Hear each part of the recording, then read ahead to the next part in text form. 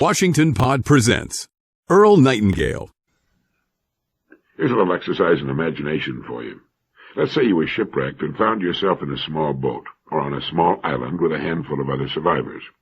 How long do you think you would all get along well together? How long would it be before different personalities would begin to chafe and wear thin? Well, a family is, in many ways, like a small group marooned. The members of the family are stuck with each other. Every morning, every night, and on weekends, the little group must get together and live together. No two of the members are alike.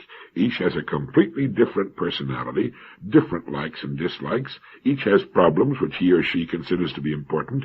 Each sees the world and life from his own unique viewpoint and interests. Yet they must live close together, in the most intimate of relationships, for years. Year after year after year, and this can give you an idea why the happy, loving family is about as rare as 25-carat diamonds. It's also why, in even the best managed and usually happy homes, there are times when visiting these homes is like jumping into a river full of piranhas. Someone reached the breaking point, when someone else goes a little too far, and suddenly war is declared. It's believed that much of the discord in the average household could be avoided if more people realized that they're in this lifeboat, or small island, predicament. That is, if they understood a little better that human beings, any and all human beings, have trouble getting along when they're jammed into close quarters for an extended period of time. The man and his wife and the kids, who are old enough to be reached with this idea, need to understand that the problem does not necessarily lie with Charlie or Joan or little Willie or whatever their names are.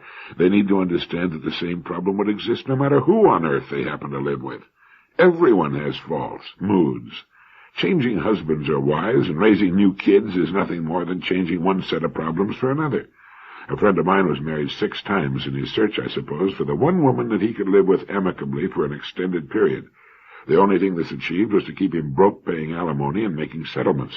I think he finally came to the realization that there is not a woman on earth he could live with in a constant state of bliss.